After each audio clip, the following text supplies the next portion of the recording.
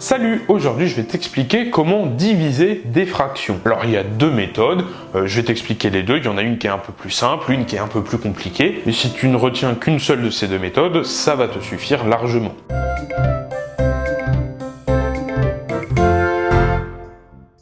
Eh bien, la méthode la plus simple, c'est de prendre le numérateur. Donc, je vais réécrire le numérateur, je vais le réécrire ici, 1 tiers, et de le multiplier par l'inverse de 5 demi. Donc, je vais écrire ça, multiplié par l'inverse. Donc, l'inverse, on le note 1 sur quelque chose. Donc, par l'inverse de 5 demi. Donc, par 1 divisé par 5 demi. Et quand on fait l'inverse d'une fraction, en fait on retourne le numérateur et le dénominateur. Les deux éléments s'inversent. Autrement dit, ça c'est égal à 1 tiers multiplié par, du coup c'est non plus 5 demi, 5 divisé par 2, mais c'est 2 cinquièmes, 2 divisé par 5. Donc j'inverse le numérateur et le dénominateur, donc on se retrouve avec 1 tiers fois 2 cinquièmes. Et maintenant, normalement, tu sais comment multiplier des fractions entre elles. Quand on a deux fractions comme ça, il suffit de multiplier les numérateurs entre eux et de multiplier les dénominateurs entre eux. Ce qui nous donne donc du 1 fois 2, divisé par du 3 fois 5, et puis on termine, 1 fois 2, 2, 3 fois 5, 15, ça nous donne donc du 2 quinzièmes. Voilà, donc 1 tiers divisé par 5 demi, ça nous donne donc du 2 quinzièmes. Bon, c'était la méthode a priori la plus simple, je vais te montrer maintenant la méthode un petit peu plus longue et un petit peu plus compliquée. Alors c'est parti pour la deuxième méthode. Alors maintenant, en fait, ce qu'on veut, c'est se débarrasser des fractions. Alors comment on va se débarrasser des fractions ?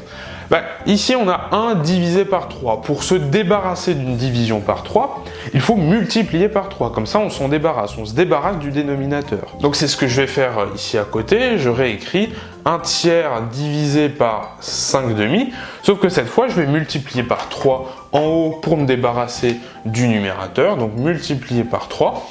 Mais si je fais une opération en haut, je le fais aussi en bas. Donc, je réécris multiplier par 3. Donc là, je me suis débarrassé du coup du dénominateur, donc je réécris plus que le numérateur, c'est-à-dire 1. Et puis maintenant, 5 demi multiplié par 3, ça c'est pas compliqué, le 5 fois le 3, ça nous donne donc du 15 demi.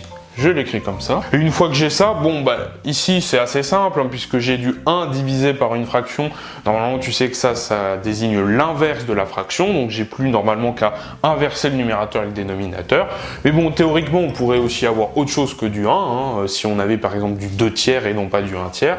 Donc on continue avec la même méthode, c'est-à-dire je réécris 1 divisé par 15 demi. Maintenant, ce qu'on veut, c'est se débarrasser du dénominateur de la fraction du bas, c'est-à-dire je ne veux plus de 2 ici. Alors pour se débarrasser d'une division par 2, je multiplie cette fois-ci par 2. Donc je fais du x2 en bas, mais si je le fais en bas, je le fais aussi en haut. Donc je fais le x2 ici en haut aussi. Ce qui nous donne donc cette fois-ci du 2. 1 fois 2, ça fait 2.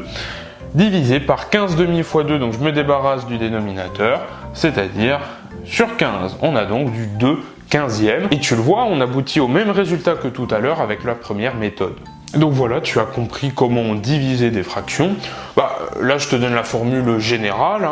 Une fraction a sur b divisée par une fraction c sur d, ça donne du a fois d divisé par b fois c. Voilà, maintenant tu n'as plus qu'à retenir cette formule générale. Voilà, maintenant j'espère que tu as bien compris cette vidéo et j'espère aussi qu'elle t'a plu. Si c'est le cas, lâche un like, un commentaire pour donner ton avis, mais surtout abonne-toi à la chaîne pour ne pas rater les futures vidéos. Et quant à moi, je te dis à la prochaine. Salut!